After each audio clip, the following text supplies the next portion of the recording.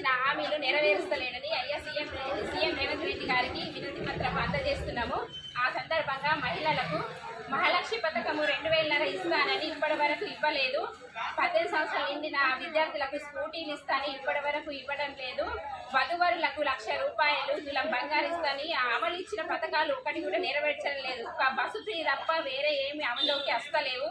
మేము అవన్నిటికీ డిమాండ్ చేస్తున్నాము. భారతీయ జనతా పార్టీ తరఫున మేము ఆ డిమాండ్లన్నీ నెరవేర్చాలని సీఎం రేవంత్ రెడ్డి గారికి కోరుతున్నాము.